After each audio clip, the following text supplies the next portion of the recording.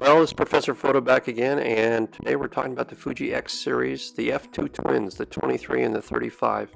The most important thing is let's start discounting or destroying the misconception that's been put out there by a lot of people that the 23 F2 and the 35 F2 somehow or another are soft lenses.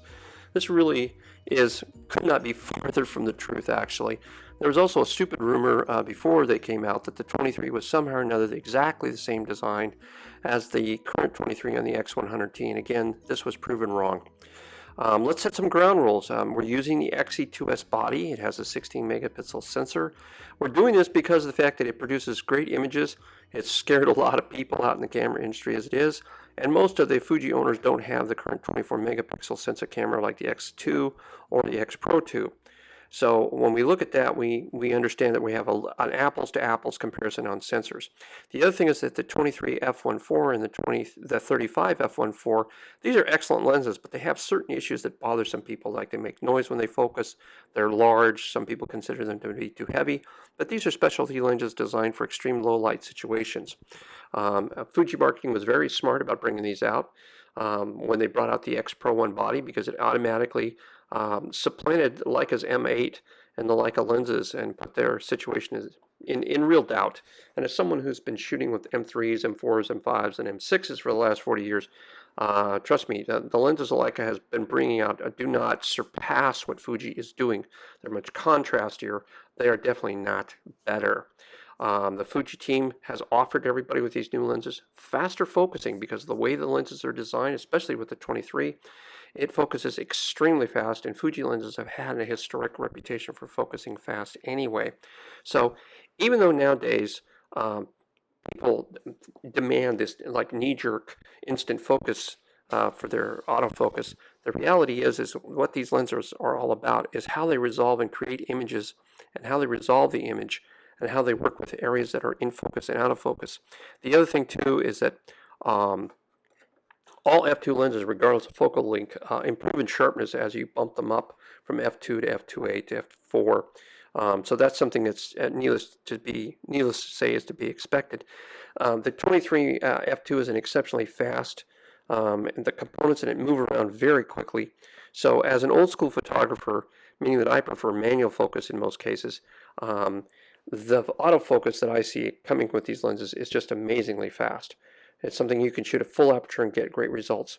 If we take a look at the image here, this image here is shot with the 23. It's shot at f2, and you'll notice that it does a phenomenally good job. And now what we're going to do is we're going to shoot exactly the same subject, but we're going to shoot it with the 35. And you'll notice that with the 35, it's doing exactly the same thing, except it's doing it with a slightly longer focal length. Here's a picture of a samurai sword from inside the museum, and you'll notice that once again, this is shot at f2.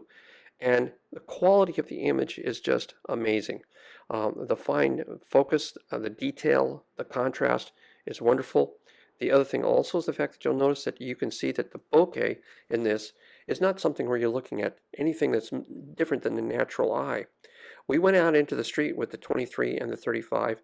Here is f2 with the 23 at a building, and you'll notice how it looks and the way it captured all the detail on this. Is amazingly good when you realize this is full aperture, and it is, again, designed to pick up everything and resolve it with extremely good detail. So the transition from focus to out of focus is tiny. Here's a shot with the 35 of the same building standing from the same point, and you'll notice that it's very hard to tell what the difference is. The 35 is just slightly sharper. You see it in the tiles.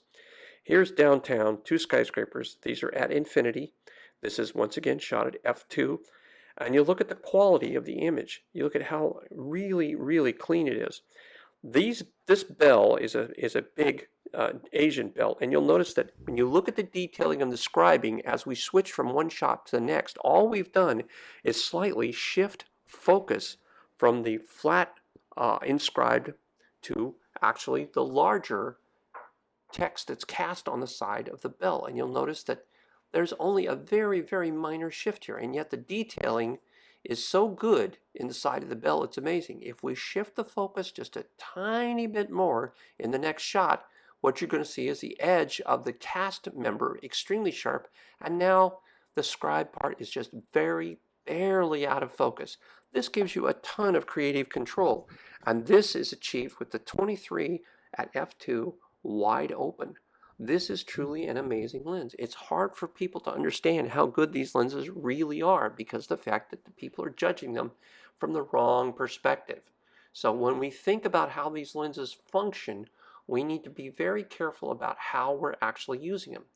Now, the next shot is the fountain here. This is the Crow Museum, and this is at f2 with the 35mm, and you'll notice that once again, we have tons and tons of detail. Everything is unbelievably sharp, but the transition from sharpness to out of focus, hard to tell. Here is a marble lion. This is shot at f2. This is shot with the 23mm, and again, here we have this wonderful detailing at full aperture. This is amazing stuff. Here we are coming up inside the museum, and here's a staircase, and you'll notice that the selective focus that we have with the 35 at f2 gives us this wonderful impression, everything away from it as it dissolves into an out of focus state. It's not something where there's any harsh transition. It melts away almost like steam. This is a side shot. This is done as a full crop. From the other side, this is at f2 with the 35. Look at the amazing detail on this. Now, people complain that 23 is too soft. Let me give you an example. This is as close as you can get. Take a look at these flowers shot at f2, handheld. And now what happened? Watch what happens when we go to a full crop of this image.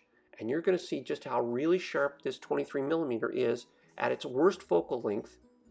Look at that. Absolutely amazing. Look at the edges of these leaves. These are absolutely phenomenal. This is f2 handheld at the closest possible focusing distance. The way that we can show you how good these lenses are, both the 23 and the 35, this is the Professor Foto focusing chart. Now we use this once again at the worst focusing distance, but we're going to go to the upper far right hand corner, the edge of the frame, and this is at f2, and this is the worst that you can possibly hope to get from this lens. This is an amazing lens. This is Professor Foto. We hope you enjoyed this. Like us, share us, find us at Facebook under Professor Foto. Thank you and have a nice day.